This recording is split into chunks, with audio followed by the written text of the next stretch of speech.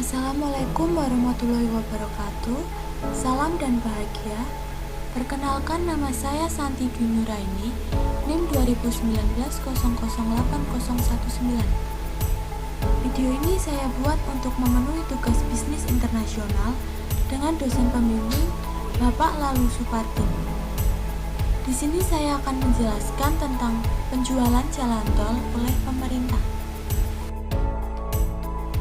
Informasi ini dikutip dari www.detik.com pada Rabu 27 Januari 2021 pukul 14.51 waktu Indonesia Barat. 9 ruas tol akan dijual ke swasta mulai tahun ini. Direktur Jenderal Bina Marga Kementerian PUPR Hedi Rahadian, langkah itu diambil karena PT Waskita Karya dan kesulitan likuiditas. Masalah divestasi ini sebenarnya bukan full government problem. Divestasi ini adalah permasalahan yang terkait dengan PT Waskita Karya. Jadi Waskita Karya memang perlu melakukan divestasi karena berada dalam kesulitan likuiditas, kata Hedi dalam rapat dengan Komisi 5 DPR RI, Rabu 27 Januari 2021.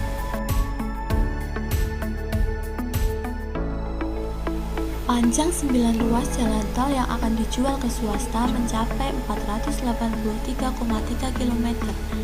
Berikut rinciannya. Yang pertama, Medan Kuala Namu Tebing Tinggi, seksi 1-7 sepanjang 61,7 km.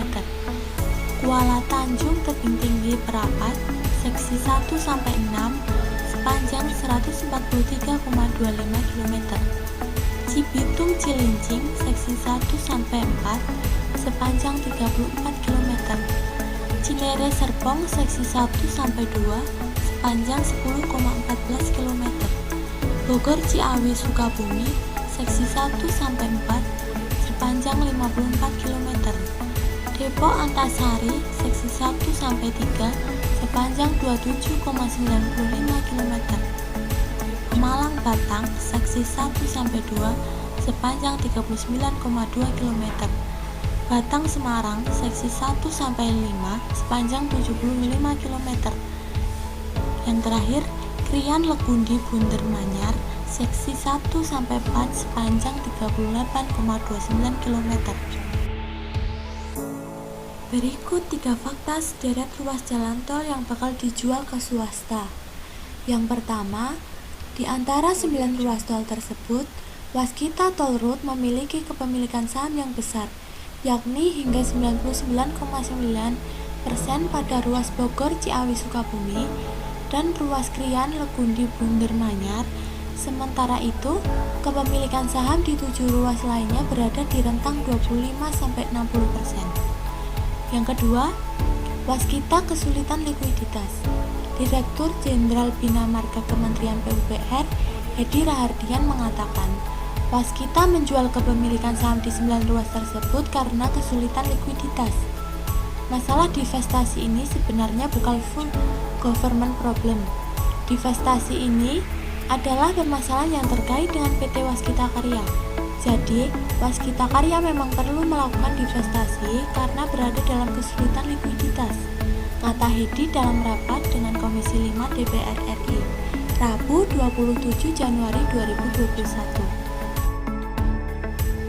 Fakta yang terakhir yaitu Waskita incar dana sebesar 11 triliun.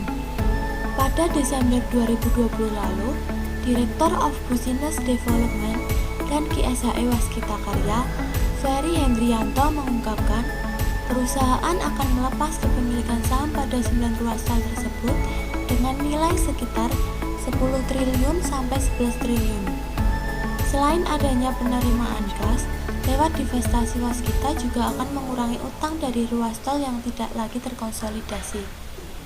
Jelas Ferry dalam keterangan tertulis pada Selasa 1 Desember 2020. Selanjutnya, untung atau rugi bagi negara. Kerugian bagi negara dalam penjualan jalan tol ini yakni merosotnya laba bersih penghasilan dari jalan tol itu. Sedangkan keuntungannya hanya saja untuk menutupi hutang PT Waskita Karya. Dengan menutupi hutang tersebut, PT Waskita memiliki kapasitas untuk mendapatkan pinjaman yang baru. Yang terakhir yaitu tanggapan saya menolak karena hasil penjualan ini hanya untuk membayar hutang PT Waskita. Sebaiknya Waskita tidak menjual aset negara, apalagi ke swasta. Itu sama saja membuat Indonesia mengalami kerugian di masa yang akan mendatang. Karena jika dijual, sama saja membagi hasil pajak jalan tol menjadi dua.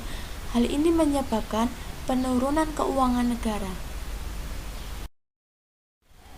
Sekian presentasi dari saya. Jika banyak salah mohon dimaafkan. Wassalamualaikum warahmatullahi wabarakatuh. Salam dan bahagia.